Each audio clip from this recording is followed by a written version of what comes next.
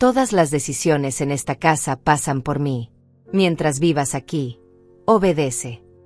Gritó mi nuera Ángela, rasgando mis pasajes de avión frente a mis ojos. Los pedazos cayeron al suelo como confeti maldito.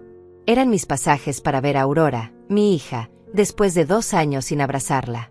Una semana después, Ángela entró en mi casa con su propia llave, sonriendo con esa seguridad de quien cree que ya ganó. Miró las paredes, los muebles, el espacio que ahora consideraba suyo. Pero cuando recorrió cada habitación solo encontró silencio, paredes desnudas y una nota pegada en la nevera. Una nota que le helaría la sangre. Déjame contarte cómo llegamos hasta ahí. Me llamo Antonia. Tengo 71 años y durante 50 años desperté en la misma cama, junto al mismo hombre, en la misma casa de ventanas altas y piso de madera que crujía en las mañanas frías. Mi esposo murió hace 7 meses. Un infarto silencioso mientras regaba las plantas del patio. Cayó entre los geranios rojos que él mismo había sembrado. Yo lo encontré con la manguera todavía en la mano y las rodillas hundidas en la tierra húmeda. Después del funeral la casa se volvió un mausoleo. Demasiado grande. Demasiado silenciosa. Yo cocinaba para 2 por costumbre y terminaba guardando la mitad en tuppers que se acumulaban en la nevera hasta pudrirse. Por las noches me quedaba dormida en el sofá con un álbum de fotos sobre el regazo, despertando a las 3 de la madrugada con el cuello adolorido y las mejillas mojadas sin recordar cuándo había empezado a llorar. Eduardo, mi hijo, apareció un sábado por la mañana. Traía a Ángela colgada de su brazo como siempre. Ella llevaba un vestido color crema y tacones tan altos que sonaban como martillazos contra mi piso de madera. Esa mujer nunca caminaba. Anunciaba su presencia. Mamá, te ves cansada, dijo Eduardo, besándome la frente. Olía a la misma colonia que usaba su padre. Casi me quiebro ahí mismo. Estamos preocupados por ti, agregó Ángela, mirando alrededor con esos ojos que todo lo juzgaban. Esta casa es demasiado para una persona sola. ¿Qué tal si nos quedamos unos días? Solo para ayudarte a organizarte.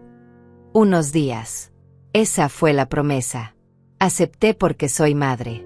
Porque cuando tu hijo te mira con preocupación genuina, cedes.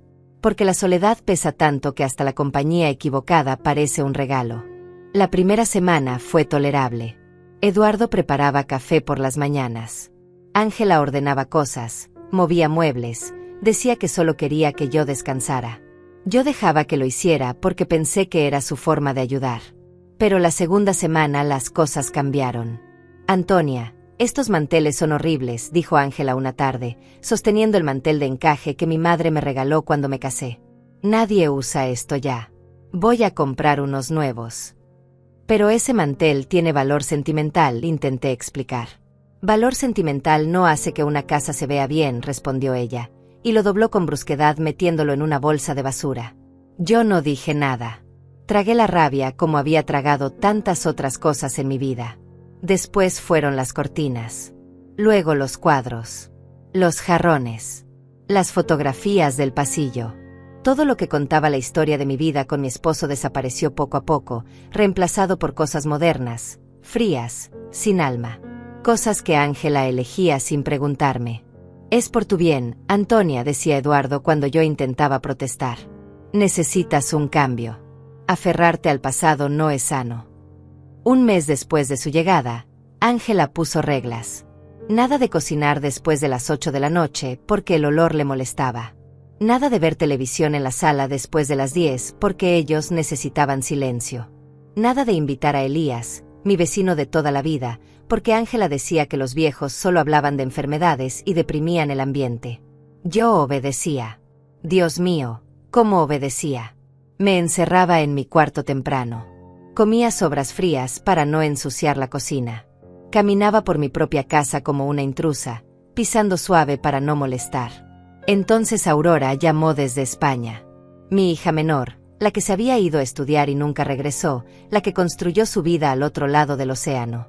Hacía 2 años que no la veía en persona. Mamá, ven a visitarme, suplicó. Su voz sonaba rota por la distancia y la señal mala de la videollamada. Te necesito aquí. Por favor. No lo pensé 2 veces. Con mis ahorros, los que guardaba en una lata de galletas en el armario, compré un pasaje de avión. $800. Todo lo que tenía. Pero valía cada centavo por abrazar a mi hija otra vez. Le conté a Eduardo durante la cena. Sonreí por primera vez en meses. Voy a ver a tu hermana. Salgo el próximo martes. El tenedor de Ángela golpeó el plato. El sonido resonó como un disparo. «Perdón», dijo ella, mirándome como si hubiera dicho una obscenidad. «Voy a España. A ver a Aurora». «No, no vas», dijo Ángela. Su voz era hielo puro. «¿Disculpa?», logré decir. Ángela se levantó de la mesa, fue a mi habitación y regresó con el sobre que contenía mis pasajes. Lo abrió frente a mí. Sacó los documentos. Y con una calma aterradora, comenzó a rasgarlos. «No», grité, intentando detenerla. Pero Eduardo me tomó del brazo. «Mamá, cálmate». Ángela rompió cada página. Meticulosamente. El pasaje de ida. El de vuelta. La confirmación. Todo. «Todas las decisiones en esta casa pasan por mí», gritó, tirando los pedazos al suelo. «Mientras vivas aquí, obedece. No vas a ningún lado sin mi permiso. ¿Entiendes? No puedes simplemente irte y dejarnos aquí cuidando tus cosas. No eres una niña caprichosa. Eres una carga. Y las cargas no toman decisiones». Me quedé paralizada. Los pedazos de papel cubrían el suelo como nieve sucia. «Eduardo», murmuré, buscando a mi hijo con la mirada. Pero él solo bajó la cabeza. «Ángela tiene razón, mamá. No puedes irte así nomás. ¿Y si te pasa algo allá? Eres mayor. Necesitas supervisión». Supervisión. Esa palabra me atravesó como un cuchillo. Esa noche no dormí. Me senté en el borde de mi cama mirando la pared desnuda donde antes colgaba la foto de mi boda. $800. 2 años sin ver a mi hija. Y todo destruido en 30 segundos. A la mañana siguiente metí algo de ropa en una bolsa. Esperé a que Eduardo y Ángela salieran. Y me fui. No sabía a dónde. Solo sabía que no podía quedarme un minuto más en esa casa que ya no era mía. Caminé por la calle con mi bolsa colgando del hombro como si fuera una vagabunda. 71 años y no tenía a dónde ir. El sol pegaba fuerte esa mañana y yo solo seguía avanzando, un pie delante del otro, sin rumbo fijo. Las personas pasaban a mi lado apuradas, con sus vidas perfectamente organizadas, mientras yo me sentía como un mueble viejo que alguien había sacado a la acera. Elías, mi vecino, me vio desde su jardín. Estaba podando sus rosales blancos, esos que cuidaba con la misma devoción que yo antes cuidaba mi casa. «Antonia, ¿estás bien?», preguntó, dejando las tijeras y acercándose a la reja. No pude responderle. Si abría la boca iba a derrumbarme ahí mismo. Solo negué con la cabeza y seguí caminando. Escuché que me llamaba, pero no me detuve. No podía permitir que nadie me viera así. No podía cargar a otros con mi humillación. Terminé en un motel a 6 cuadras de lo que antes llamaba mi hogar. El letrero decía habitaciones por día, $30. La pintura estaba descascarada y el estacionamiento tenía más baches que cemento. El hombre de la recepción ni siquiera levantó la vista cuando puse los billetes arrugados sobre el mostrador. «Habitación 12. Al fondo», dijo, entregándome una llave oxidada. La habitación olía a humedad y a cigarrillo viejo. La cama tenía una colcha color mostaza con manchas que preferí no identificar. El aire acondicionado hacía un ruido como si estuviera muriendo. Me senté en la orilla de la cama y por primera vez en meses lloré de verdad. Lloré por mi esposo, por mi casa, por los pasajes rotos, por la mirada de mi hijo cuando eligió a su esposa sobre su madre. Lloré hasta que no me quedaron lágrimas. Esa noche intenté dormir, pero el colchón tenía resortes que se clavaban en mi espalda. Cada vez que un auto pasaba por la calle, las luces atravesaban las cortinas raídas, iluminando las grietas del techo. Conté esas grietas hasta que amaneció. Había 19. Al día siguiente llamé a Aurora desde un teléfono público. No tenía crédito en mi celular y no iba a pedirle dinero a nadie. «Mamá, ¿por qué llamas desde este número?». Su voz sonaba alarmada. «Hija». Se me quebró la voz. «No voy a poder ir». «¿Qué pasó?». Ya preparé tu habitación. Compré tus galletas favoritas. No pude contarle. No pude decirle que su hermano me había abandonado y que su cuñada había destruido mis pasajes. No pude admitir que estaba viviendo en un motel de mala muerte porque ya no tenía casa propia. Surgió un imprevisto. Lo siento mucho, mi amor. Mamá, tu voz suena rara. ¿Estás bien? ¿Estás enferma? Estoy bien. Solo cansada. Te llamo pronto. Colgué antes de que pudiera seguir preguntando. Me apoyé contra la cabina telefónica y cerré los ojos con fuerza. Un hombre que pasaba dejó caer una moneda en mi mano abierta pensando que era una indigente. Ni siquiera tuve fuerzas para devolverla. Los días se volvieron borrosos. Comía en la máquina expendedora del motel. Galletitas saladas por $1. Café instantáneo que sabía a agua sucia.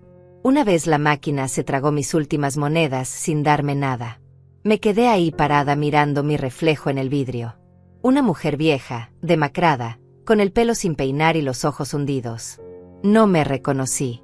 Le mandé mensajes a Eduardo. Primero suplicantes. Luego neutros. Finalmente desesperados. Hijo, por favor, hablemos. Eduardo, soy tu madre. Solo quiero entender que hice mal. Nunca respondió. Ni uno solo. Una noche, sentada en el escalón de cemento frente a mi habitación, vi pasar a una familia. Madre, padre, 2 niños. Los niños corrían adelante riendo mientras los padres los seguían cargando bolsas de supermercado. Se veían cansados pero felices.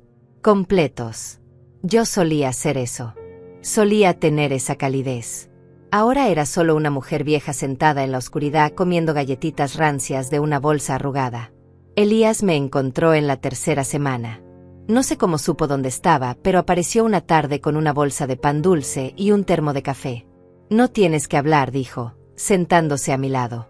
Solo no quería que estuviera sola. Comimos en silencio. El pan estaba fresco y el café caliente. Fueron las primeras cosas decentes que probaba en días. Cuando terminamos, Elías me miró con esos ojos amables que habían visto demasiadas cosas en sus 80 años. Lo que te están haciendo no está bien, Antonia. Es mi familia, susurré. La familia no destruye. La familia no echa a la calle a una mujer de tu edad.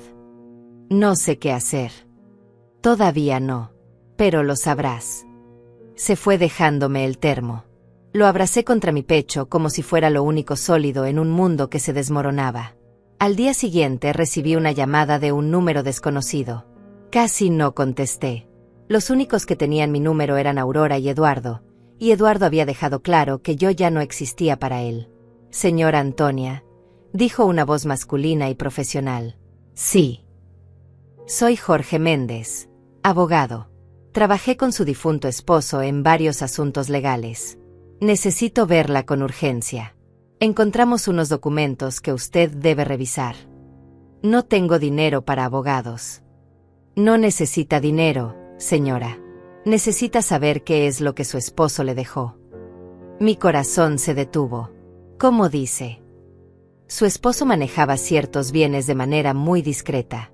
Hay propiedades registradas a su nombre que probablemente usted desconoce. Necesito que venga a mi oficina mañana a las 10 de la mañana. Es importante. Esa noche no dormí por razones diferentes. Las grietas del techo seguían ahí, las 19 que ya me sabía de memoria, pero ahora las miraba con algo que había olvidado que existía. Esperanza. O tal vez solo curiosidad. Después de tocar fondo tan profundo, cualquier cosa que no fuera seguir cayendo ya era una mejora. A la mañana siguiente me bañé con el agua helada del motel. Me puse la única blusa limpia que me quedaba. Me peiné mirándome al espejo empañado. La mujer que me devolvió la mirada todavía se veía destrozada, pero había algo distinto en sus ojos. Una chispa pequeña. Frágil. Pero ahí. Tomé el autobús al centro. El trayecto duró 40 minutos. Me bajé frente a un edificio de oficinas con fachada de vidrio. La oficina del abogado Jorge estaba en el piso 12. La recepcionista me ofreció café. Dije que sí solo por sostener algo caliente entre las manos. Jorge era un hombre de unos 50 años. con lentes y un traje gris impecable. Me saludó con una calidez que me desarmó. Señora Antonia, lamento mucho su pérdida. Su esposo era un hombre excepcional. Gracias. Y lamento también no haberla contactado antes. Estos documentos estaban en un archivo que solo debía abrirse 6 meses después de su fallecimiento. Órdenes expresas de él. Puso una carpeta manila sobre el escritorio. La abrió con cuidado, como si contuviera algo sagrado. Su esposo era dueño de un edificio comercial en el centro de la ciudad. Siempre estuvo registrado a nombre suyo, Antonia. Él lo compró hace 30 años como inversión, pero nunca quiso preocuparla con esos detalles. Decía que usted ya tenía suficiente manejando la casa y criando a los hijos. Me quedé mirándolo sin entender. ¿Un edificio? Sí. 8 locales comerciales. Todos alquilados. Genera aproximadamente $4,000 mensuales en renta. El mundo se detuvo. $4,000 mensuales, repetí, porque las palabras no tenían sentido en mi boca. Jorge asintió con una sonrisa suave. Mensuales. Su esposo fue muy cuidadoso con esta inversión. El edificio está completamente pagado. No tiene deudas. Los contratos de alquiler están vigentes y los inquilinos pagan puntualmente. Usted es la única dueña, señora Antonia. Siempre lo fue. Mis manos temblaban sosteniendo los papeles. Escrituras. Contratos. Números. Todo con mi nombre. Antonia Ruiz de Herrera. Una y otra vez. Mi firma estaba ahí, en documentos que ni recordaba haber firmado. Mi esposo me los había puesto delante años atrás durante alguna cena, entre conversaciones sobre el clima y los nietos que nunca llegaron de Eduardo. Firma aquí, amor. Es solo un trámite del banco, me había dicho. Y yo firmé. Confiando. Siempre confiando. Hay algo más, continuó Jorge, sacando otro documento. Hace 3 semanas, su hijo Eduardo vino a verme. Dijo que usted le había dado permiso verbal para alquilar el local más grande del edificio. Traía planes para abrir un restaurante con su esposa. Incluso me presentó un contrato ya redactado para que yo lo formalizara. Sentí que el piso se movía bajo mis pies. Yo nunca le di permiso de nada. Lo imaginé. Por eso no procedí. Les dije que necesitaba su autorización por escrito. Eduardo insistió mucho. Su esposa también. Ángela, creo que se llama. Ella fue particularmente insistente. Dijo que usted estaba senil, que yo debía tramitar una tutela legal para Eduardo porque usted ya no podía manejar sus asuntos. La rabia que sentí en ese momento fue como lava subiendo por mi garganta. Senil. No se preocupe. Pedí evaluaciones médicas, pruebas de capacidad mental. Obviamente nunca las presentaron porque sabían que usted está perfectamente lúcida. Pero eso me hizo sospechar. Por eso la contacté directamente. Jorge se reclinó en su silla, juntando las manos sobre el escritorio. Señora Antonia, ese edificio vale aproximadamente $800,000 en el mercado actual. Con los ingresos mensuales que genera, usted tiene estabilidad económica de por vida. Su esposo se aseguró de eso. No necesita vivir en ningún motel. No necesita depender de nadie. $800,000. Ángela rompiendo mis pasajes. Eduardo bajando la cabeza. Necesita supervisión, mamá. Todo encajó como un rompecabezas macabro. Ellos sabían, susurré. Sabían del edificio. Es muy probable. Su esposo pudo haberlo mencionado antes de morir. O tal vez encontraron documentos en la casa. Por eso se quedaron. Por eso Ángela redecoraba, movía cosas, revisaba cada rincón. No estaba ayudándome a superar el duelo. Estaba tomando posesión, preparando el terreno, esperando que yo muriera o que me declararan incapaz para quedarse con todo. ¿Qué debo hacer?, pregunté, aunque por primera vez en meses mi voz no sonaba quebrada. Sonaba firme. Primero, tome control oficial de sus propiedades. Yo me encargo de los trámites. Segundo, le sugiero que piense muy bien qué quiere hacer con su situación familiar. Legalmente, esa casa sigue siendo suya. Ellos no tienen derecho a estar ahí sin su consentencia. Y tercero. Jorge me miró con algo que parecía respeto. Protéjase, señora Antonia. Gente que hace lo que ellos hicieron no se detendrá fácilmente. Salí de esa oficina con la carpeta manila abrazada contra mi pecho. El sol de la tarde me cegó por un momento. Me quedé parada en la acera, respirando hondo, sintiendo como algo dentro de mí se reacomodaba. Como huesos rotos que finalmente se colocaban en su lugar.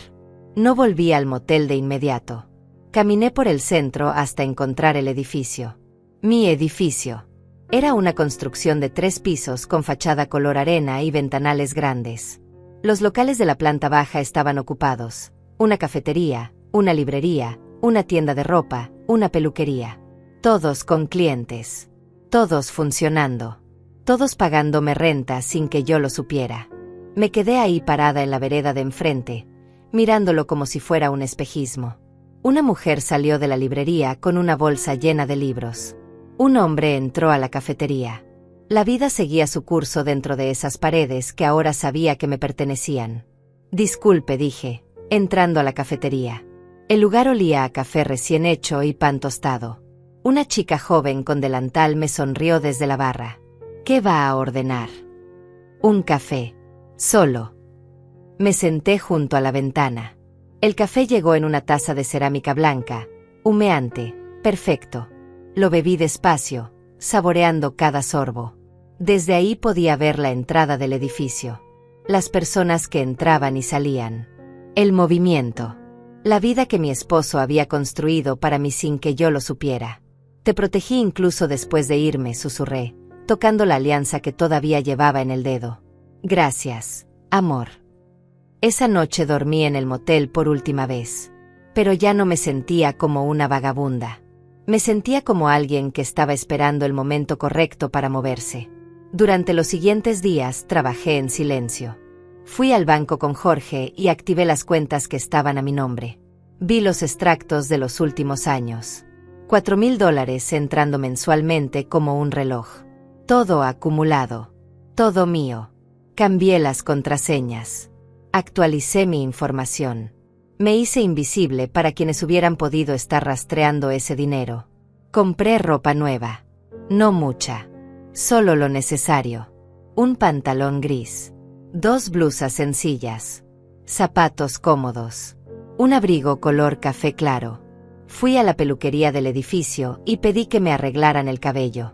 La estilista era una mujer llamada Julieta, de unos 40 años, con manos suaves y voz amable. ¿Algún estilo en particular?, preguntó. Algo que me haga sentir yo misma otra vez. Ella entendió sin más palabras. Cortó, peinó, secó. Cuando terminó y me mostró el espejo, vi a una mujer que reconocí. No la que había sido, pero tampoco la que se había roto. Alguien nuevo. Alguien que estaba despertando. Te ves hermosa, dijo Julieta. Me siento diferente. A veces eso es lo único que necesitamos. Sentirnos diferentes para recordar quiénes somos. Le di una propina generosa. Ella pareció sorprendida. Nos vemos pronto, le dije.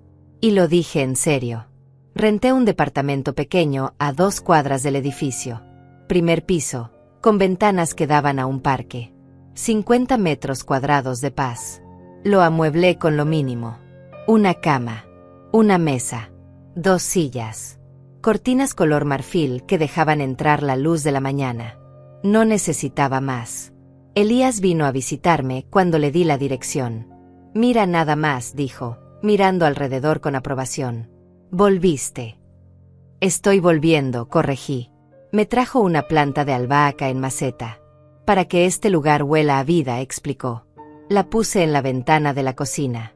Cada mañana la regaba y pensaba en mi esposo regando los geranios.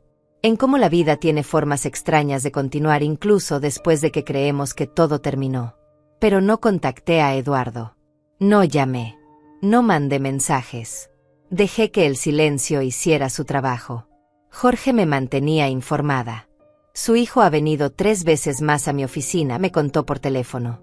Cada vez más desesperado. Dice que tienen todo listo para el restaurante. Que invirtieron dinero en el proyecto.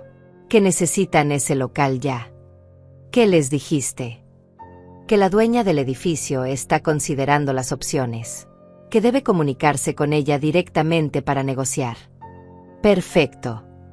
Antonia. Sí. Lo que está haciendo es valiente. No es valentía, Jorge. Es supervivencia. Mientras tanto, investigué. Hablé con los vecinos de mi antigua casa. Con la señora que vendía flores en la esquina. Con el dueño del almacén. Todos me contaron lo mismo. Ángela había estado presumiendo que pronto serían dueños de un restaurante en el centro. Que habían conseguido el local perfecto.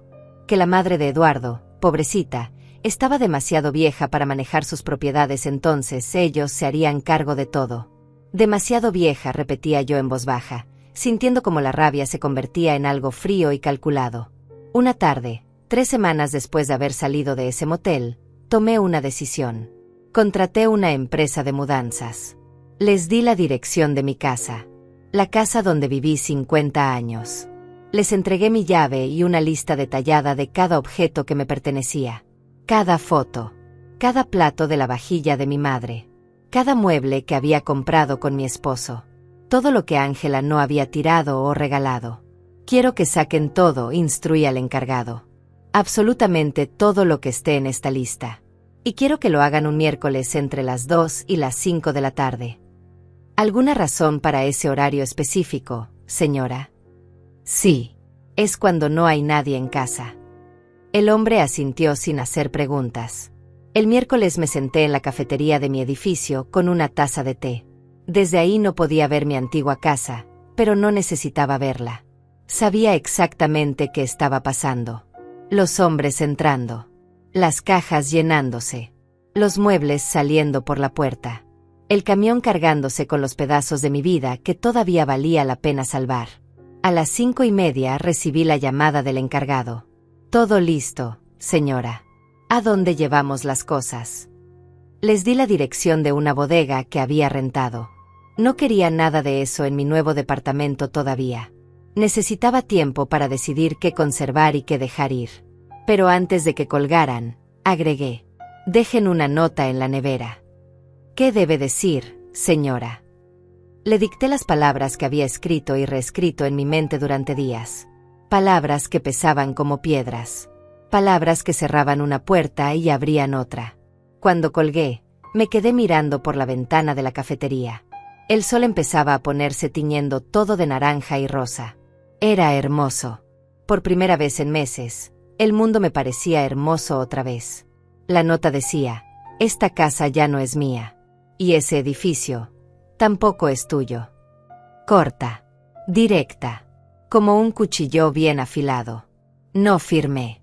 No hacía falta. Eduardo sabría exactamente quién la había escrito. Y Ángela también. Me imaginé la escena una y otra vez en los días siguientes. Ellos llegando a casa cansados después de pasar el día buscando proveedores para su restaurante inexistente. Ángela quitándose los tacones en la entrada mientras Eduardo revisaba el correo. Caminando hacia la sala y deteniéndose en seco. El silencio golpeándolos como una pared. Las paredes desnudas donde antes colgaban cuadros. Los espacios vacíos donde estaban los muebles. El eco de sus propios pasos en el piso de madera. Ángela corriendo de habitación en habitación, sus gritos rebotando en las paredes vacías. Eduardo paralizado, tratando de entender qué había pasado. Y luego, finalmente, la cocina. La nevera abierta. La nota pegada con un imán. Esta casa ya no es mía. Y ese edificio tampoco es tuyo. Elías me contó después lo que los vecinos escucharon esa noche. Fue como si hubiera explotado una bomba, me dijo, sentado en mi pequeña sala nueva, bebiendo el té que le había preparado. La señora del almacén dice que los gritos de Ángela se escuchaban desde la esquina. Que maldecía, que tiraba cosas. Que Eduardo trataba de calmarla, pero ella estaba fuera de control. ¿Y él? Tu hijo salió de la casa como a las 10 de la noche. Se sentó en el escalón de la entrada con la cabeza entre las manos. Se quedó ahí hasta pasada la medianoche.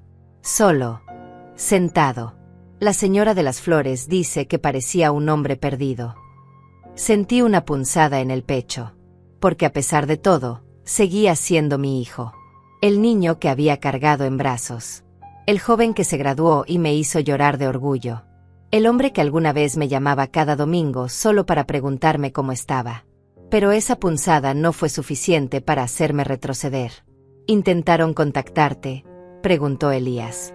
Cientos de llamadas. Mensajes. Todos sin responder. Vas a hablar con ellos.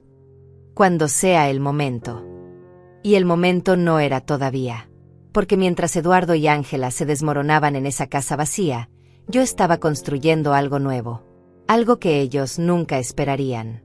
Contraté a una diseñadora para remodelar el local más grande del edificio. El mismo que Eduardo y Ángela habían planeado convertir en su restaurante. Era un espacio hermoso en la esquina, con ventanales altos y luz natural que entraba a raudales.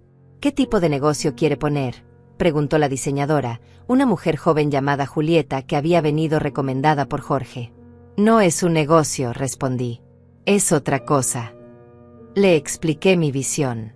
Ella escuchó atenta, tomando notas, asintiendo, y cuando terminé, me miró con los ojos brillantes. Eso es hermoso, señora Antonia. Realmente hermoso. Las obras comenzaron una semana después. Cada día yo pasaba por ahí para supervisar. Veía cómo las paredes se pintaban de color crema suave, cómo instalaban pisos de madera clara, cómo colocaban estanterías y sillones cómodos, cómo ese espacio vacío se transformaba en algo con propósito. Mientras tanto, los mensajes de Eduardo seguían llegando. Mamá, por favor, necesitamos hablar. No entiendo qué pasó. ¿Dónde estás? Ángela está desesperada. Perdimos el depósito del restaurante. Todo está mal. Por favor, contéstame. Soy tu hijo. Borré cada uno sin leer más allá de las primeras líneas.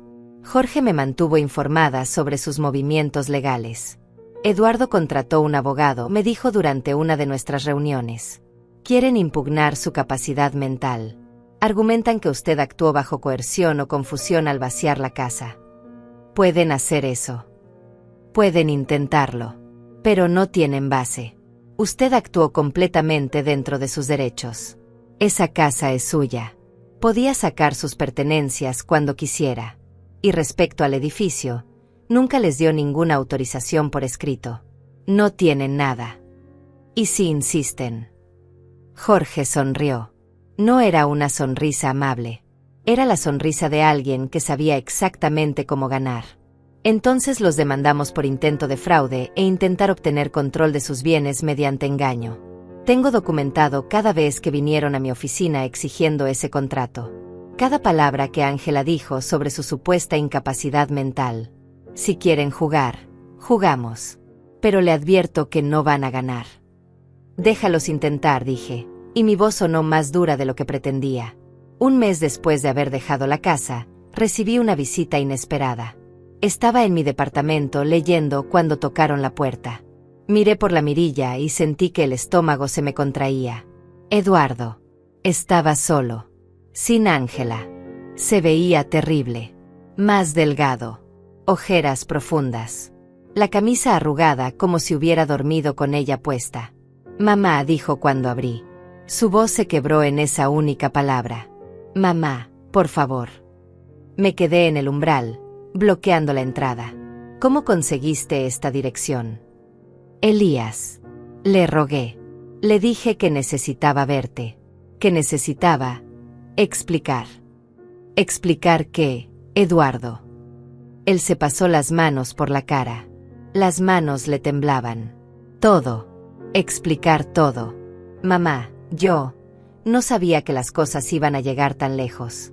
Ángela dijo que solo estábamos ayudándote a organizar tu vida. Que estabas en duelo y necesitabas guía. Yo le creí. Le creíste cuando rompió mis pasajes. Eduardo cerró los ojos. Eso fue demasiado. Lo sé. Intenté detenerla, pero no lo hiciste. La apoyaste. Me dijiste que yo necesitaba supervisión. Estaba confundido. Ella decía cosas que sonaban lógicas. Que eras vulnerable. Que alguien podía aprovecharse de ti. que nosotros teníamos que protegerte. Protegerme. La risa que salió de mi garganta fue amarga. ¿Protegerme sacándome de mi propia casa? ¿Protegerme borrando 50 años de mi vida? ¿Protegerme intentando robarme lo que tu padre me dejó? No era robar. Era compartir. Somos familia, mamá. Se suponía que trabajaríamos juntos. ¿Juntos? ¿Cuándo me preguntaron mi opinión, Eduardo? ¿Cuándo me incluyeron en sus planes? Ustedes decidieron por mí. Dispusieron de mis cosas, de mi vida, de mi dinero. El edificio. Empezó a decir. Es mío. Siempre fue mío. Y nunca, jamás, les di permiso de tocarlo. Eduardo se dejó caer contra el marco de la puerta.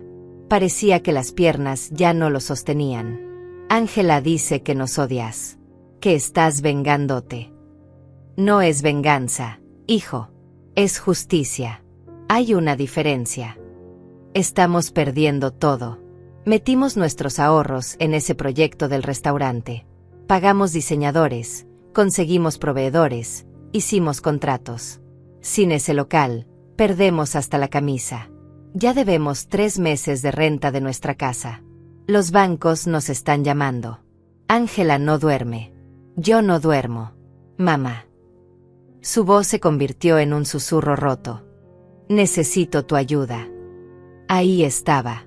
La verdadera razón de su visita. No venía a disculparse. Venía a pedir. Como siempre. No, dije simplemente. No. No te voy a ayudar a pagar las consecuencias de tus decisiones. Ustedes eligieron mentirme, manipularme, sacarme de mi casa. Eligieron intentar quedarse con lo que no les pertenecía. Ahora elijan cómo salir de esto. Soy tu hijo. Y yo soy tu madre. La madre que criaste para que confiaras en mí. La madre que estuvo en cada partido de fútbol, en cada graduación, en cada momento difícil de tu vida. La madre que te enseñó que la familia se cuida. Pero tú elegiste otra cosa. Elegiste a una mujer que me trató como basura. Elegiste el dinero sobre mí. Eduardo empezó a llorar. Lágrimas reales bajando por su cara. Pero yo me mantuve firme. ¿Sabes qué es lo peor de todo esto, Eduardo? No es que hayan intentado quitarme mis cosas. Es que destruyeron algo que no tiene precio. Destruyeron mi confianza, mi paz, mi hogar. Y eso no se recupera con disculpas ni lágrimas. Mamá, por favor. Vete a casa, Eduardo. Arregla tu vida. Divorcia a esa mujer si es necesario. Encuentra trabajo. Aprende a vivir con las consecuencias. Pero no me pidas que arregle lo que tú rompiste. Cerré la puerta. Lo escuché quedarse ahí varios minutos. Sollozando. Golpeando suavemente. Susurrando lo siento una y otra vez. No volví a abrir. Cuando finalmente se fue, me senté en el sofá con las manos temblorosas. No de miedo. No de duda. De poder. Del poder de haber dicho que no. De haber defendido mi dignidad. De no haber cedido ante la manipulación emocional. Elías llegó media hora después. Le había mandado mensaje pidiéndole que viniera. ¿Estás bien?, preguntó, sentándose a mi lado. Estoy completa, respondí. Por primera vez en mucho tiempo, estoy completa. Esa noche dormí profundamente. Sin pesadillas. Sin despertar a las 3 de la madrugada. Sin contar grietas en el techo. Soñé con mi esposo. Estaba en el jardín regando los geranios como siempre. Me miró y sonrió. Lo estás haciendo bien, amor, dijo. Y yo supe que era verdad. Los días siguientes fueron extrañamente tranquilos. Como el silencio que viene después de una tormenta. Me dedicaba a supervisar las obras del local, a caminar por el parque cerca de mi departamento, a preparar café en las mañanas sin apurarme. Cosas simples que había olvidado que existían. Julieta, la estilista de la peluquería, se convirtió en una especie de amiga. A veces bajaba a tomarme un café en la cafetería y ella aparecía en su descanso. Hablábamos de todo y de nada. De su hija adolescente. De mis plantas. De la vida. Se te ve diferente, me dijo una tarde. Desde que llegaste aquí, como si hubieras encontrado algo que habías perdido. Me encontré a mí misma, respondí. Y era la verdad más simple y más profunda que había dicho en meses. Pero la calma no dura para siempre, especialmente cuando hay gente desesperada. Una noche, cerca de las 11, alguien tocó mi puerta con violencia. Golpes fuertes, insistentes. Me asomé por la mirilla y sentí que el aire se me escapaba de los pulmones. Ángela. Estaba sola. El cabello despeinado. El maquillaje corrido. Un vestido color salmón arrugado que probablemente había usado todo el día. Se veía como una versión rota de la mujer que había destruido mis pasajes con tanta seguridad. Antonia. Sé que estás ahí, gritó, golpeando de nuevo. Abre esta maldita puerta. No abrí. Saqué mi teléfono y llamé a Elías. Ángela está aquí, susurré. En mi puerta. Está golpeando. Llama a la policía, dijo él inmediatamente. Espera. Quiero escuchar qué tiene que decir. Antonia. Confía en mí. Colgué y me quedé cerca de la puerta, escuchando. No puedes hacer esto, gritaba Ángela. No puedes destruir nuestras vidas solo porque te sentiste ofendida. Somos familia. Eduardo es tu hijo. ¿Qué clase de madre castiga a su propio hijo de esta manera? Abrí la puerta de golpe. Ella dio un paso atrás, sorprendida. ¿Qué clase de nuera echa a su suegra de su propia casa? Respondí, mi voz fría como el hielo. ¿Qué clase de mujer rompe los pasajes de una madre que solo quería ver a su hija? ¿Qué clase de persona manipula a su esposo para robarle a su madre viuda? Ángela apretó los puños. Sus ojos echaban chispas. No estábamos robando. Ese edificio iba a beneficiar a toda la familia. Íbamos a hacer algo grande. Algo que generara dinero para todos. Para todos. Menos para mí, que nunca fui consultada. Porque tú estabas hundida en tu duelo. Alguien tenía que tomar las riendas. Tomar las riendas no es lo mismo que robar. Y lo sabes. Por eso intentaron declararme incapaz. Por eso vinieron al abogado con contratos falsos. Por eso me trataron como basura hasta que me fui. Ángela se mordió el labio. Por un momento pareció que iba a llorar, pero entonces su expresión cambió. Se endureció. Está bien. Ganaste. Eres más lista de lo que pensé. Pero esto no termina aquí. Antonia. Eduardo es tu único hijo. Aurora vive a miles de kilómetros. Cuando seas realmente vieja, cuando necesites a alguien, vas a venir arrastrándote de vuelta. Y yo voy a estar ahí para recordarte este momento. Si algún día necesito ayuda, respondí lentamente, preferiría morirme sola antes que pedirte un vaso de agua. Ángela soltó una risa amarga. Eres una vieja rencorosa y cruel. Soy una mujer que aprendió a defenderse. Hay una diferencia. Eduardo te extraña. Llora por ti todas las noches. Entonces que aprenda a vivir con sus decisiones. Igual que yo aprendí a vivir con las consecuencias de confiar demasiado.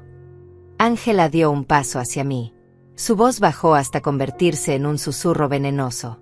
Ese edificio debería ser nuestro. Lo merecemos más que tú. ¿Merecen?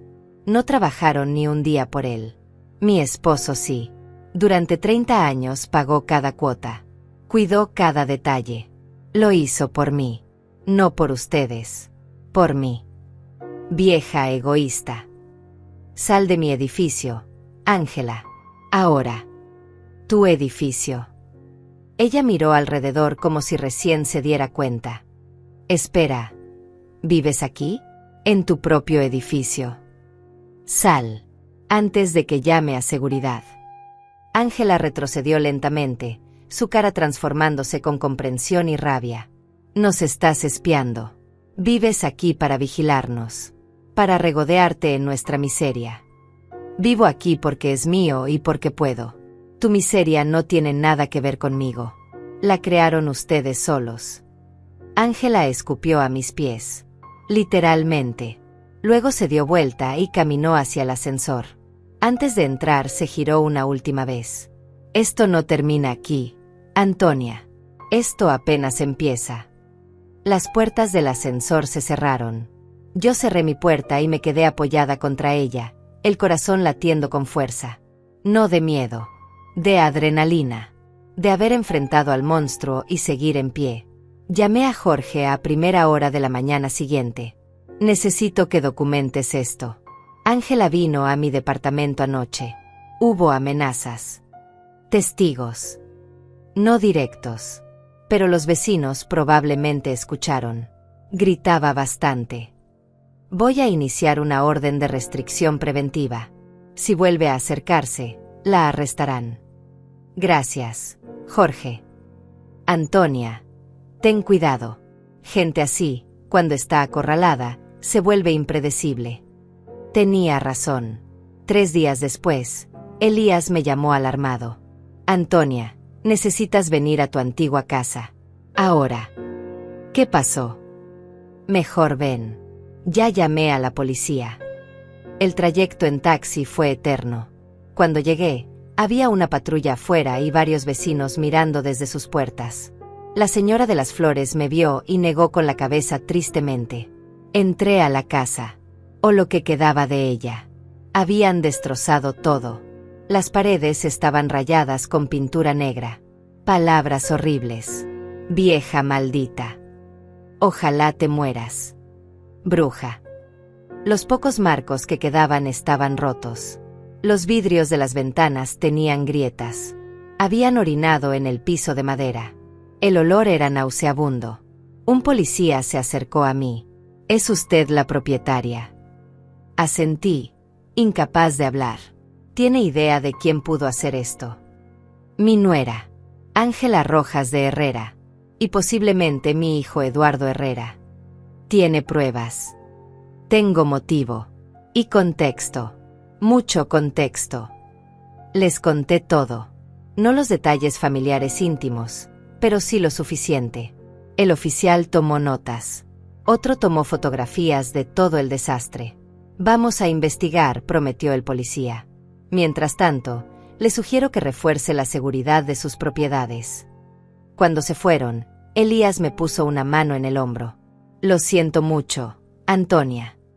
Miré las paredes rayadas, las ventanas rotas, el piso arruinado. No lo sientas, dije, y mi voz era extrañamente calmada.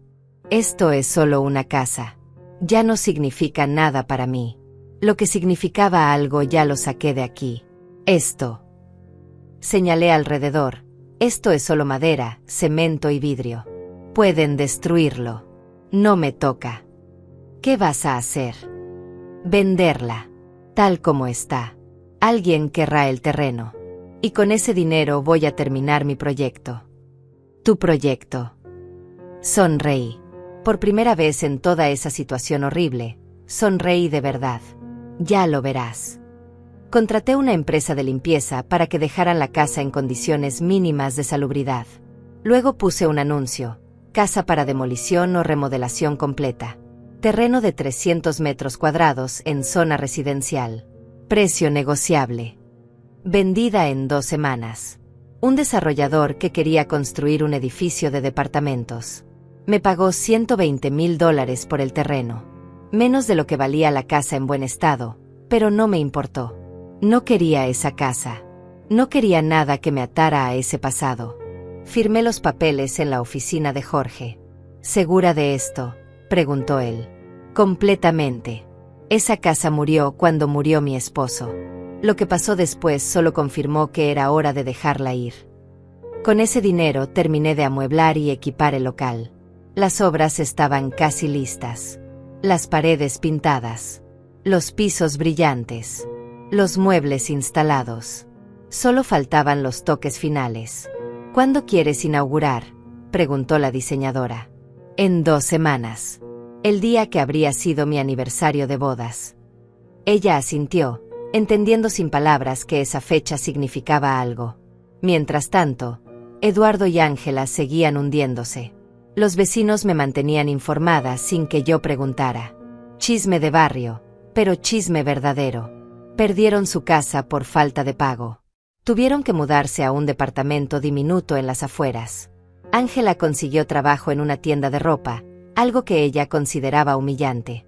Eduardo trabajaba de repartidor de comida en bicicleta.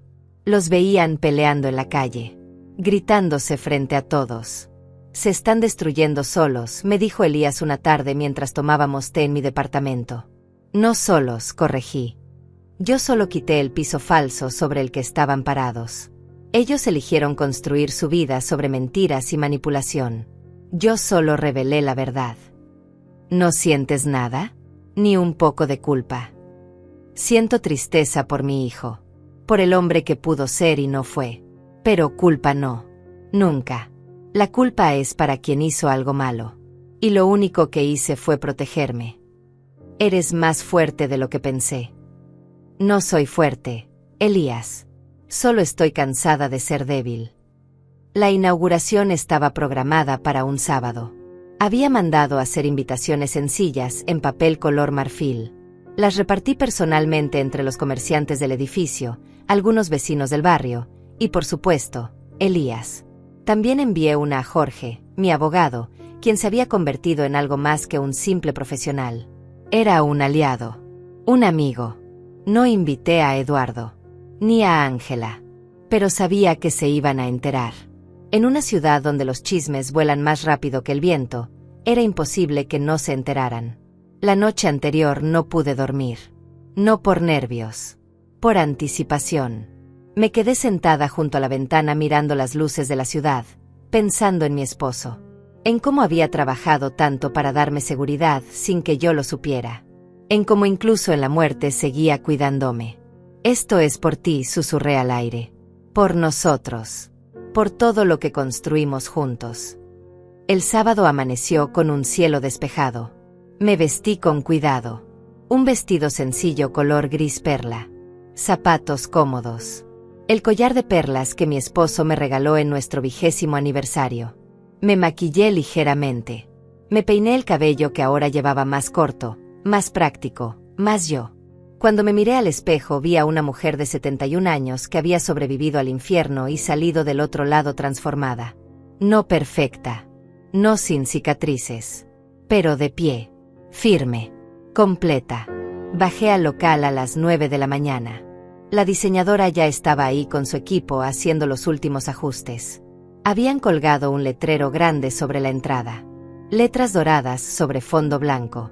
Centro de Apoyo y Dignidad para Mujeres Mayores, Fundación Rosa Herrera. Rosa. El nombre de mi madre. La mujer que me enseñó que ser suave no significa ser débil. Que ser amable no significa ser tonta. Que perdonar no significa olvidar. Está perfecto, dije, sintiendo que se me llenaban los ojos de lágrimas. Adentro habían dispuesto sillones cómodos en grupos pequeños. Estanterías llenas de libros. Una pequeña cocina equipada. Mesas para talleres. Computadoras con internet. Un espacio para asesoría legal gratuita. Otro para apoyo psicológico. Todo pensado para mujeres como yo. Mujeres que de repente se encontraban solas, vulnerables, siendo manipuladas por sus propias familias. Jorge llegó temprano con un ramo de flores blancas. Antonia, esto es extraordinario, dijo, mirando alrededor con admiración genuina. ¿Cómo se te ocurrió? Porque yo lo necesité y no existía. Porque hay miles de mujeres ahí afuera siendo abusadas por sus hijos, sus nueras, sus yernos. Gente que cree que por ser mayores somos tontas o prescindibles. Este lugar es para recordarles que no lo son. Tu esposo estaría orgulloso. Lo sé. Lo siento aquí, dije, tocándome el pecho. Elías llegó con su esposa, una mujer dulce llamada Aurora como mi hija. Traían una planta enorme de violetas. Para el nuevo comienzo, dijo ella, abrazándome con fuerza. Los comerciantes del edificio fueron llegando uno por uno. Julieta de la peluquería, el dueño de la cafetería, la señora de la librería. Todos curiosos, todos sorprendidos por lo que había hecho con el espacio. A las 11, cuando oficialmente comenzaba la inauguración, había unas 30 personas en el local. No muchas, pero las suficientes, las correctas. Me paré frente a todos con un micrófono pequeño en la mano. Las piernas me temblaban, pero la voz salió firme. Buenos días a todos. Gracias por venir. Hace 7 meses perdí a mi esposo. Hace 4 meses perdí mi hogar. Hace 3 meses descubrí que tenía más de lo que nunca imaginé. No solo dinero o propiedades. Descubrí que tenía fuerza, dignidad, valor.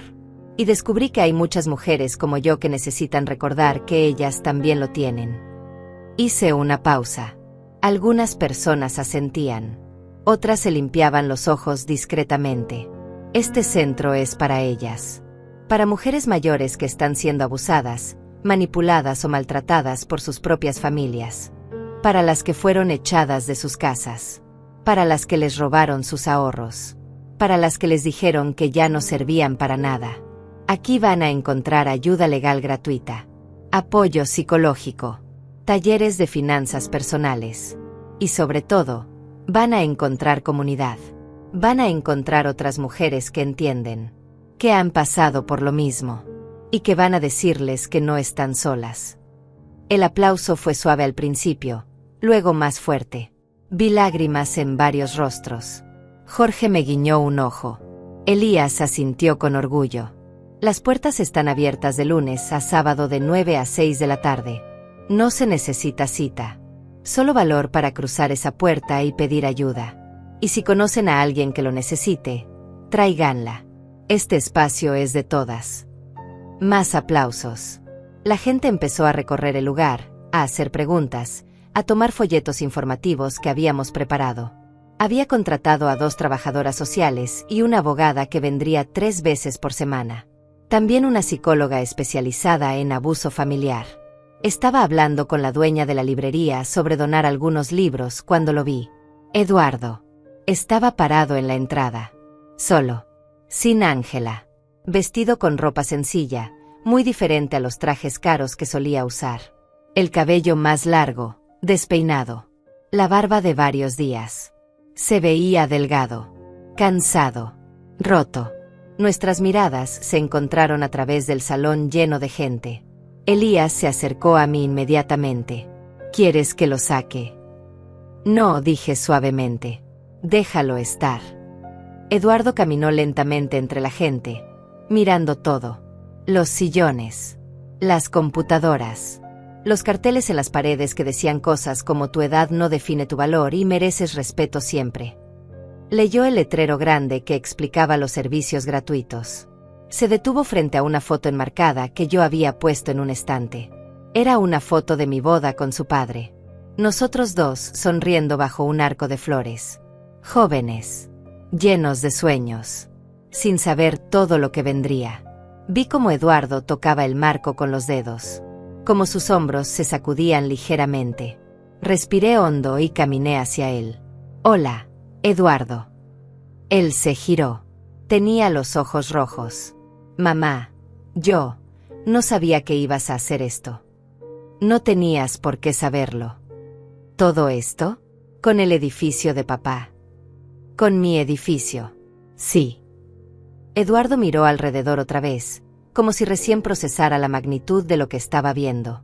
Íbamos a poner un restaurante aquí. Lo sé. Hubiéramos ganado tanto dinero. El dinero no es todo, hijo. Él se rió amargamente. Fácil decirlo cuando lo tienes. Yo no siempre lo tuve. Y hubo momentos en estas últimas semanas en que no tenía nada excepto una bolsa de ropa y $30. Pero tenía algo más importante. Tenía mi dignidad. Eduardo bajó la cabeza. Arruiné todo, ¿verdad? No yo. Tú arruinaste tu relación conmigo.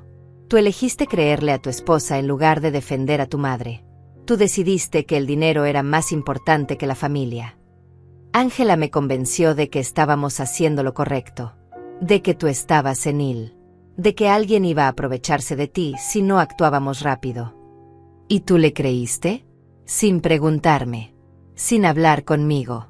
Sin siquiera considerar que tal vez tu madre de 71 años todavía tenía uso de razón. Perdóname. Su voz se quebró completamente. Por favor, mamá, perdóname. Cometí el peor error de mi vida. Dejé que ella me manipulara. Dejé que me convenciera de que estaba ayudándote cuando en realidad te estábamos destruyendo. Las lágrimas caían por su cara sin control.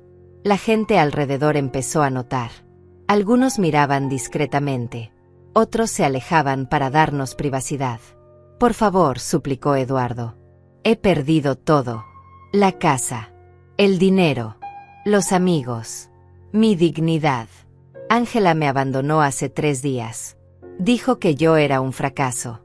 Que mi madre era una bruja vengativa y que no quería seguir atada a esta familia de locos. Se fue con un compañero de trabajo. Ni siquiera se llevó sus cosas. Solo se fue. No sentí alegría al escucharlo. Solo una tristeza profunda. Lo siento, Eduardo. ¿Lo sientes? Después de todo lo que te hicimos. Siento que hayas elegido tan mal. Siento que hayas perdido tanto tiempo con la persona equivocada. Siento que haya tenido que llegar a esto para que te dieras cuenta. Eduardo cayó de rodillas. Literalmente. Ahí en medio del local, frente a todos, se arrodilló y empezó a sollozar. No tengo nada, mamá. Nada. Trabajo repartiendo comida en bicicleta. Vivo en un cuarto que alquilo con otros 2 tipos. Como fideos todos los días. No duermo pensando en lo que te hice. En los pasajes que dejé que rompiera. En cómo te echamos.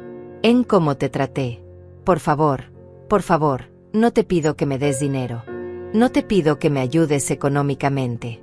Solo dime que algún día podrás perdonarme. Solo dime que no me has borrado completamente de tu vida. La gente estaba completamente en silencio mirando la escena. Jorge se acercó discretamente, pero yo levanté una mano deteniéndolo. Me arrodillé también, ignorando cómo mis rodillas protestaban. Quedé a la altura de Eduardo. Le levanté la cara con ambas manos, obligándolo a mirarme. Eduardo, eres mi hijo. Siempre vas a ser mi hijo. Pero el perdón no borra las consecuencias. No puedo darte lo que perdiste. No puedo regresar el tiempo. No puedo hacer que todo vuelva a ser como antes porque antes ya no existe. Lo sé. Pero puedo decirte esto, cuando toques fondo de verdad, cuando estés listo para reconstruirte como persona, cuando aprendas a valorar lo que importa y no solo lo que cuesta, voy a estar aquí. No para salvarte, sino para acompañarte mientras te salvas a ti mismo. Me estás dando otra oportunidad. Te estoy dando espacio para que crezcas, para que aprendas, para que te conviertas en el hombre que tu padre habría querido que fueras. Eduardo me abrazó con una fuerza desesperada. Lloró en mi hombro como cuando era niño y se caía de la bicicleta. Yo lo sostuve, pero no lloré con él. Ya había llorado suficiente. Después de unos minutos, ayudé a Eduardo a levantarse. La gente había vuelto discretamente a sus conversaciones, dándonos el espacio que necesitábamos. Elías me trajo un vaso de agua. Se lo di a Eduardo, que bebió con manos temblorosas. Gracias, murmuró. Quédate si quieres. Mira lo que hice. Entiende por qué lo hice. Eduardo asintió y se quedó en una esquina, observando. Vi cómo miraba a las mujeres que empezaban a llegar atraídas por la inauguración. Mujeres mayores. Algunas solas. Otras en grupos pequeños. Todas con historias escritas en sus rostros cansados. Una señora de unos 65 años se acercó tímidamente a la mesa de información. La trabajadora social le habló con dulzura. La mujer empezó a llorar mientras contaba su historia. Su hijo la había dejado en un asilo sin visitarla nunca. Le habían quitado su pensión. No tenía con quién hablar. Vi cómo Eduardo observaba esa escena. Cómo su expresión cambiaba de vergüenza a comprensión. Finalmente entendía. No era solo mi historia. Era la historia de miles. La inauguración duró hasta las 3 de la tarde. Vinieron más de 50 mujeres. Algunas solo curiosas. Otras buscando ayuda desesperadamente. Tomamos datos de las que necesitaban asesoría legal. Agendamos sesiones con la psicóloga.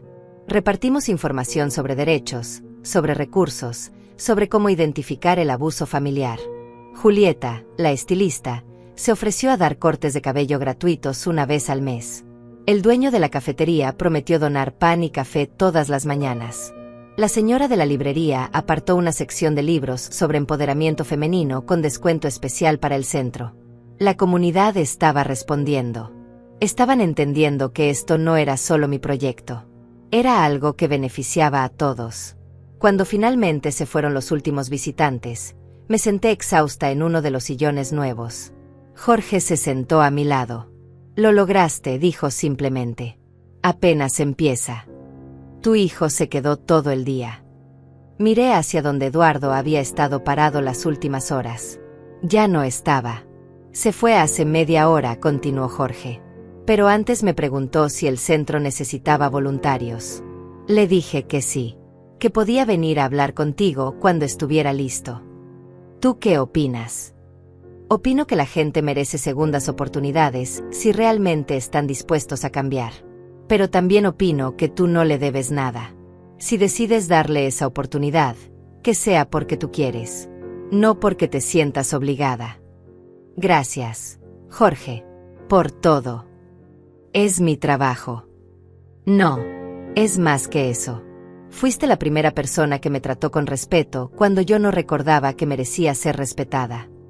Él sonrió y me palmeó la mano con cariño paternal. Esa noche, sola en mi departamento, llamé a Aurora en España. Era tarde allá, pero necesitaba escuchar su voz. «Mamá, ¿estás bien?» Su voz sonaba alarmada. Nunca la llamaba tan tarde. «Estoy más que bien, hija. Estoy completa». Le conté todo. No los detalles más dolorosos, pero sí lo suficiente. El edificio. La herencia. Eduardo y Ángela. El centro. La inauguración. Ella escuchó en silencio, solo interrumpiendo con exclamaciones de asombro o indignación.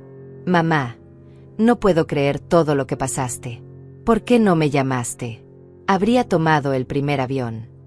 Porque necesitaba hacerlo sola. Necesitaba descubrir que podía. Y lo hice. Estoy tan orgullosa de ti. Su voz se quebró. Tan orgullosa. Papá también lo estaría. Lo sé, mi amor. Lo siento aquí conmigo todos los días. ¿Y Eduardo? ¿Crees que realmente cambió? No lo sé, pero le voy a dar el espacio para demostrarlo. Sin presiones. Sin expectativas. Si cambia de verdad, bien. Si no, yo ya estoy bien. Ya no necesito su aprobación para sentirme valiosa. ¿Cuándo vas a venir a visitarme? Ahora si tienes dinero para los pasajes. Me reí. Una risa ligera, liberada. Pronto. Te lo prometo. Pero primero quiero asegurarme de que el centro funcione bien. Que las mujeres que lo necesitan sepan que existe. Mamá, eres increíble. No, hija. Solo soy una mujer que finalmente entendió su valor. Pasaron 2 semanas. El centro empezó a funcionar regularmente. Todos los días llegaban mujeres. Algunas solo querían un lugar donde tomar café y hablar con otras que entendieran. Otras necesitaban ayuda legal urgente. Algunas buscaban apoyo psicológico. Cada historia era diferente, pero todas compartían el mismo dolor: haber sido traicionadas por quienes se suponía debían cuidarlas. Una tarde, mientras revisaba unos documentos en mi pequeña oficina dentro del centro, tocaron a la puerta. Adelante. Era Eduardo. Llevaba ropa limpia pero sencilla. El cabello cortado. Afeitado. Se veía mejor que la última vez. Hola, mamá. Hola, hijo. Siéntate. Se sentó en la silla frente a mi escritorio con las manos en las rodillas, nervioso como un niño en la oficina del director. Vine porque quiero ofrecerme como voluntario. Si todavía necesitan. ¿Por qué? La pregunta lo tomó por sorpresa. Perdón. ¿Por qué quieres ser voluntario aquí? ¿Es para limpiar tu conciencia? ¿Para que yo te perdone más rápido? ¿Para sentirte mejor contigo mismo? Eduardo tragó saliva. Al principio, sí. Pensé que si te ayudaba aquí, tal vez podrías perdonarme. Pero después de quedarme el día de la inauguración, después de escuchar las historias de esas mujeres, me di cuenta de algo. ¿De qué? De que yo soy el hijo del que hablan. Soy el que echó a su madre. El que intentó robarle. El que la traicionó. Soy exactamente el tipo de persona contra la que este lugar fue creado para proteger. Sus ojos se llenaron de lágrimas, pero esta vez las contuvo. Quiero hacer esto porque necesito cambiar. No solo decir que cambié, realmente serlo. Y creo que estar aquí, escuchar estas historias, ayudar aunque sea un poco, me va a recordar todos los días el daño que hice. Y me va a motivar a nunca volver a ser esa persona. Lo miré largo rato, buscando señales de manipulación, de falsedad. Pero solo vi dolor genuino y determinación. ¿Qué pasó con Ángela? No sé. No la he vuelto a ver. Supe por amigos comunes que está viviendo con ese tipo, que le está haciendo lo mismo que me hizo a mí, controlándolo, manipulándolo, aislándolo de su familia. ¿Y tú? Estoy en terapia. Con lo poco que gano, pago un psicólogo 2 veces al mes. Es duro mirarte al espejo y aceptar que fuiste un abusador, que lastimaste a la persona que más te amó en el mundo. Pero es necesario. ¿Has buscado otro trabajo? Sí. Conseguí algo en un almacén. Turno nocturno. No paga mucho, pero es estable. Y durante el día tengo tiempo. Tiempo que quiero usar aquí. Si me dejas. Abrí el cajón de mi escritorio y saqué una carpeta. Necesitamos a alguien que ayude con el mantenimiento del local. Cambiar focos.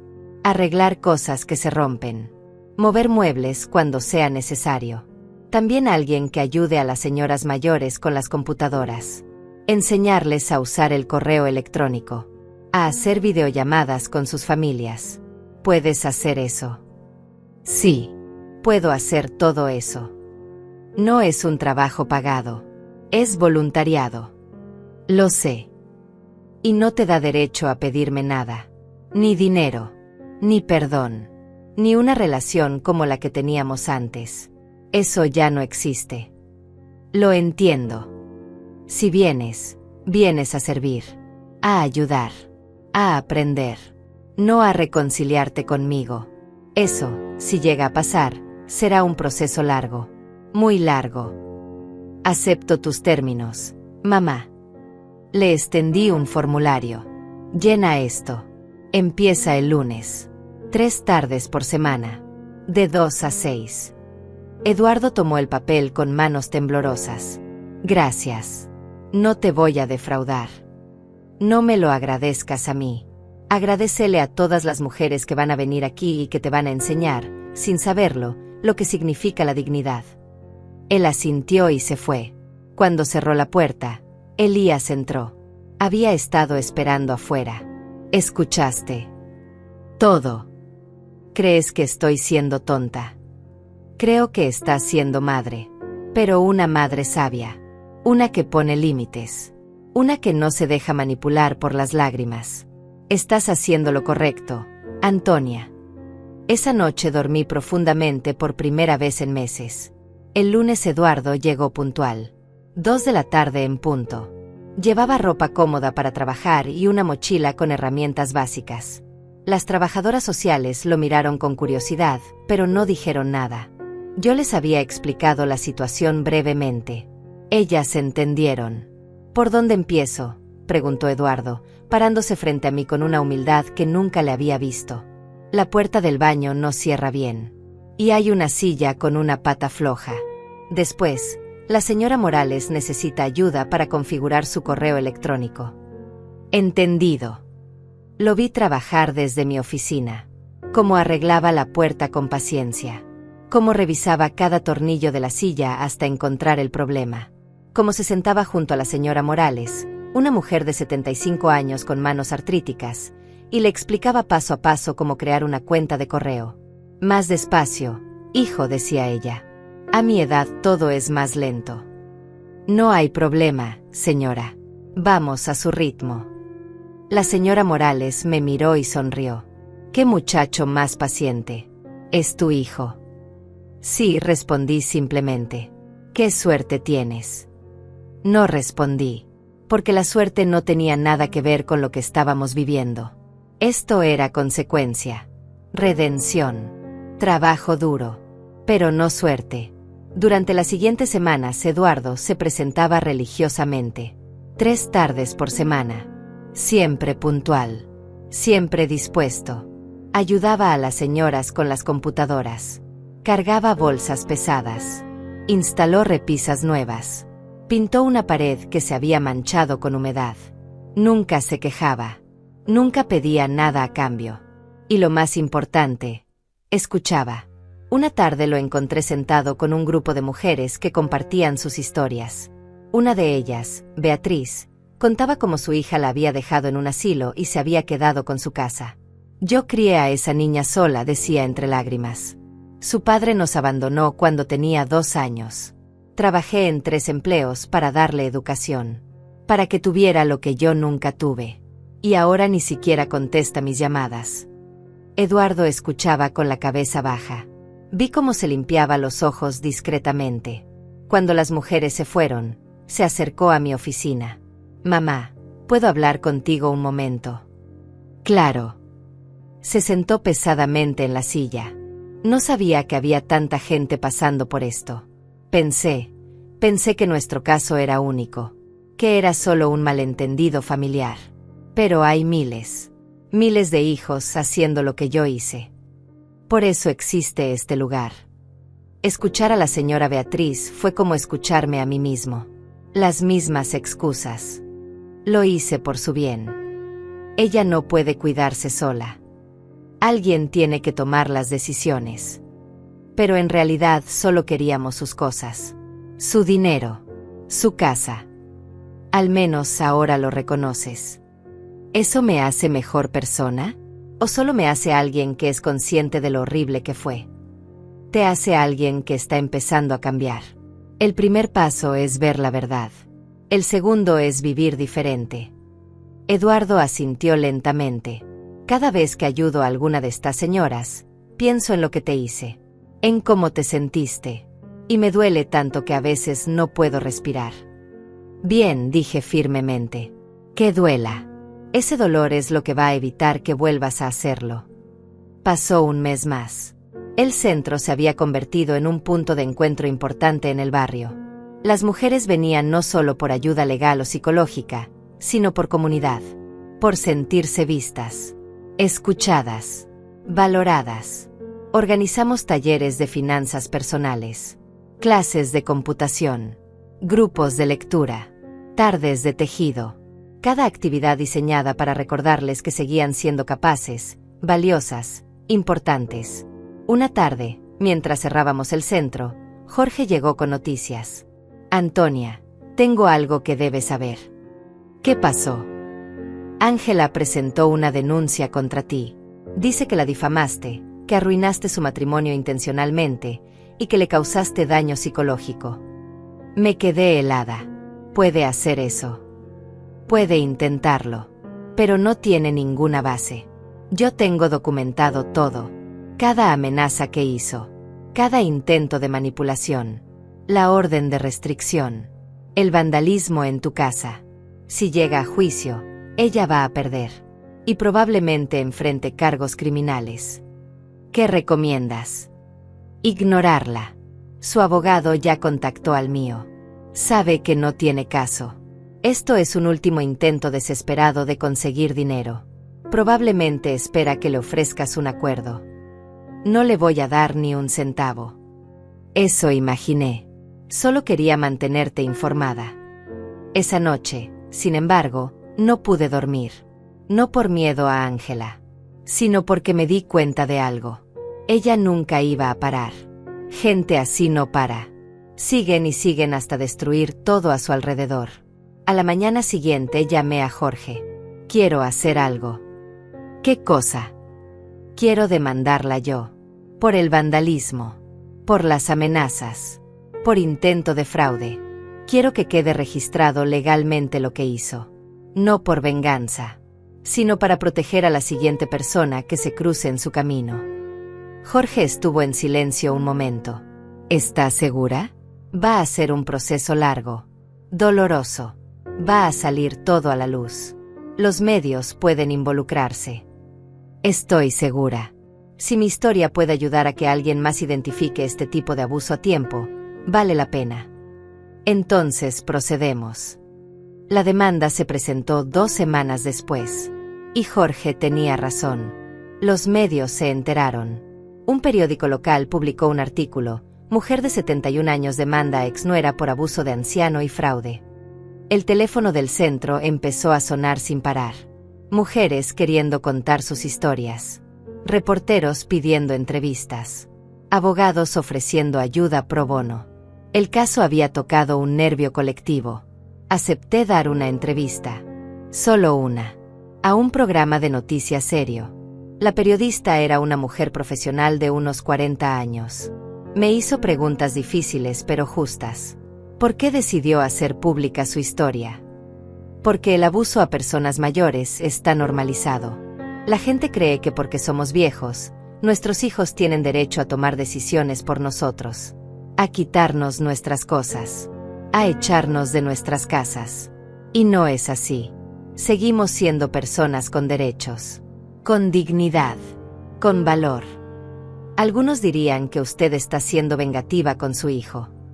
Mi hijo está trabajando como voluntario en el centro que creé para ayudar a víctimas de abuso familiar. Está enfrentando las consecuencias de sus acciones y tratando de cambiar. Eso no es venganza. Es justicia con espacio para redención. Lo ha perdonado. Me tomé un momento para responder. El perdón no es un interruptor que se prende y listo. Es un proceso. Estoy en ese proceso. Pero perdonarlo no significa olvidar lo que pasó, ni permitir que vuelva a pasar. La entrevista se transmitió un martes por la noche. El miércoles por la mañana había una fila de mujeres esperando afuera del centro. Todas querían ayuda. Todas tenían historias similares. Tuvimos que contratar más personal, más psicólogos, más abogados. El edificio pequeño de repente se sentía insuficiente. Necesitas más espacio, dijo Jorge una tarde, viendo la sala llena. Lo sé, pero no quiero mudarme. Este edificio significa algo. ¿Y si expandimos? El local de al lado está por quedar libre. Podrías rentarlo y conectar ambos espacios. ¿Cuánto cuesta? Aproximadamente $1,200 mensuales. Hice números en mi cabeza. Con los ingresos del edificio podía pagarlo. Y todavía me quedaría suficiente para vivir cómodamente. Hazlo. Un mes después teníamos el doble de espacio. Más salas privadas para consultas. Un salón grande para talleres. Una pequeña biblioteca. Una cocina más grande donde las mujeres podían preparar comidas comunitarias. El centro se había convertido en algo más grande de lo que imaginé. Y con cada mujer que cruzaba esa puerta, con cada historia que se contaba, con cada lágrima que se secaba y cada sonrisa que reaparecía, yo sabía que todo lo que había pasado había valido la pena. Eduardo seguía viniendo. Callado. Trabajador. Humilde. Las mujeres del centro empezaron a conocerlo. Algunas al principio lo miraban con desconfianza cuando se enteraban de que era mi hijo. Pero con el tiempo, viéndolo trabajar, escuchándolo en los grupos de apoyo cuando hablaba honestamente sobre sus errores, empezaron a respetarlo. Tu hijo está cambiando, me dijo Beatriz una tarde. Se nota. Ya no tiene esa mirada arrogante. Tiene ojos de alguien que aprendió algo importante. Espero que sí, respondí. Espero que realmente haya aprendido. Porque el perdón completo todavía estaba lejos. Pero por primera vez en mucho tiempo, parecía posible. 6 meses después de la inauguración del centro, llegó la fecha del juicio contra Ángela. Ella había intentado desestimar el caso 3 veces. Todas fallidas. Ahora no tenía más opción que enfrentarlo. La mañana del juicio me vestí con cuidado. Un traje color gris oscuro. Zapatos cómodos pero elegantes. El collar de perlas. Me recogí el cabello en un moño simple. Cuando me miré al espejo vi a una mujer que ya no temía a nada ni a nadie. Jorge me esperaba en la entrada del juzgado. Lista. Más que nunca. Eduardo también estaba ahí. Me había preguntado días antes si podía acompañarme. Le dije que sí. Necesitaba ver esto. Necesitaba enfrentar lo que había ayudado a crear. La sala estaba llena. Periodistas. Trabajadoras sociales del centro. Algunas de las mujeres que habían encontrado ayuda ahí. Elías y su esposa. Julieta de la peluquería. Toda una comunidad que se había formado alrededor de esta historia. Ángela entró con su abogado. Se veía diferente. Más delgada. El cabello teñido de un tono extraño. Ropa barata que trataba de verse cara. Cuando nuestras miradas se cruzaron, vi odio puro en sus ojos. El juicio duró 3 días. Jorge presentó evidencia tras evidencia. Fotografías del vandalismo en mi casa. Grabaciones de las amenazas. Testimonios de vecinos. Documentos que probaban el intento de fraude con el edificio. Mensajes de texto donde Ángela admitía sus planes. El abogado de Ángela intentó pintarme como una anciana vengativa que exageraba todo. Pero cada vez que lo intentaba, Jorge presentaba más pruebas. Más documentos. Más testimonios. Yo tuve que subir al estrado. Contar mi historia frente a todos. Fue doloroso. Humillante tener que exponer así mi vida. Pero necesario. ¿Por qué cree que su nuera hizo esto?, preguntó el fiscal. Porque vio en mí una víctima fácil. Una viuda mayor, en duelo, vulnerable. Pensó que podía manipularme y quedarse con todo lo que mi esposo y yo construimos durante 50 años. Y casi lo logra.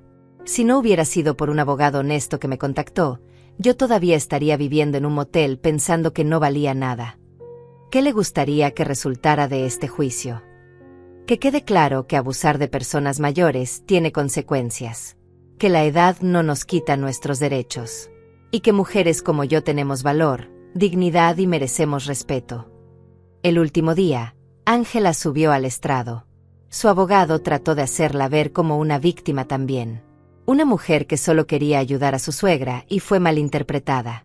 Pero cuando Jorge la interrogó, todo se desmoronó. Es verdad que destruyó los pasajes de avión de la señora Antonia. Fue un momento de frustración. ¿Sí o no? Sí, pero... Es verdad que intentó conseguir control legal del edificio sin el consentimiento de la dueña. Pensé que ella quería que nosotros... Ella le dio permiso por escrito. Silencio. Le dio permiso verbal. No directamente, pero... Entonces intentó tomar control de una propiedad que no le pertenecía. Es correcto. Ángela apretó los dientes. Esa vieja no merecía ese edificio. Ni siquiera sabía que existía. El juez golpeó el mazo. Guarde silencio o la sacaré de la sala. Pero el daño estaba hecho. Ángela había mostrado su verdadera cara. La sentencia llegó 2 días después. Culpable de vandalismo, amenazas, intento de fraude y abuso de anciano. 6 meses de cárcel, 2 años de libertad condicional y una orden de restricción permanente. También tenía que pagar $30,000 en daños y costas legales.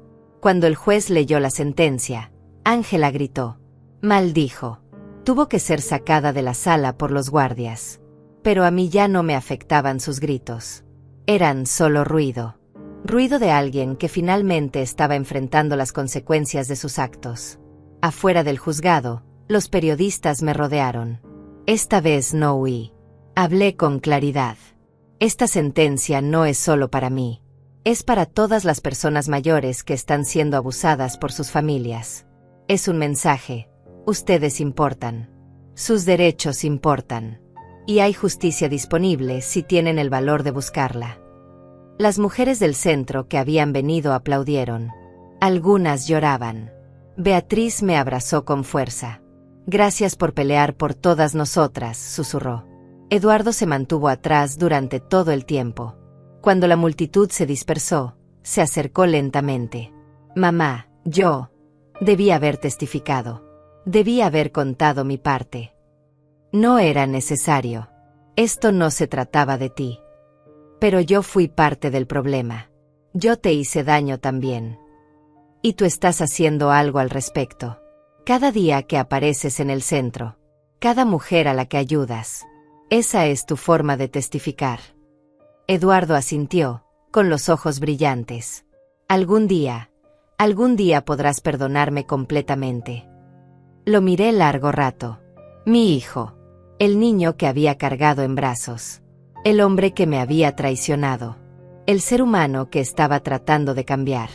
Te perdono, dije finalmente. Te perdono por ser humano, por equivocarte, por dejarte manipular. Pero nuestra relación nunca será lo que fue. Eso murió. Lo que estamos construyendo ahora es algo nuevo. Algo basado en respeto, límites y honestidad. ¿Puedes vivir con eso? Puedo. Es más de lo que merezco. No se trata de merecer, Eduardo. Se trata de elegir quién quiere ser cada día. Un mes después, recibí una llamada de Aurora. Mamá, ya compré tu pasaje.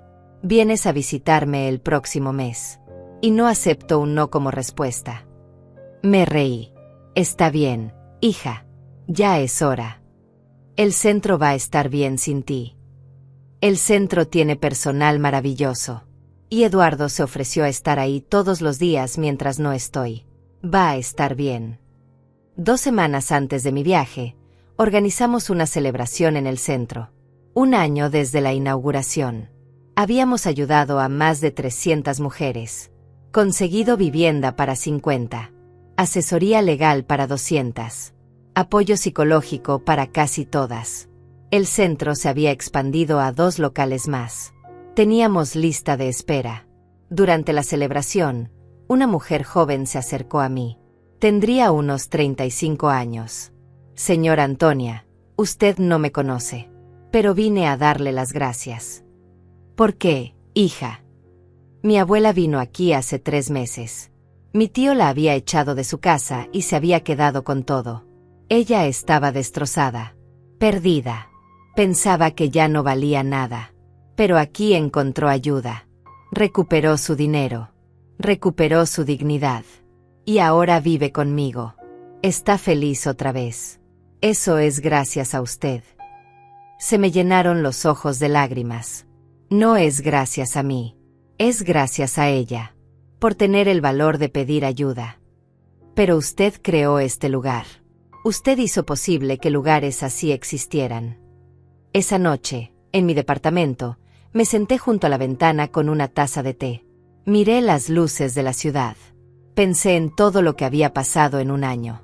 El dolor, la traición, la caída y la reconstrucción. Toqué mi alianza de matrimonio. Lo logramos, amor, susurré. Tu regalo siguió cuidándome incluso después de que te fuiste. Y con él construí algo hermoso. Algo que va a ayudar a otras mujeres mucho después de que yo ya no esté. El día que viajé a España, Eduardo me llevó al aeropuerto. Cargó mi maleta. Me acompañó hasta la puerta de embarque. Mamá, te voy a extrañar. Son solo 2 semanas. Lo sé, pero después de todo lo que pasó, cada momento contigo se siente precioso. Lo abracé. Un abrazo real. No forzado. No tenso. Un abrazo de madre e hijo que están sanando. Cuida el centro.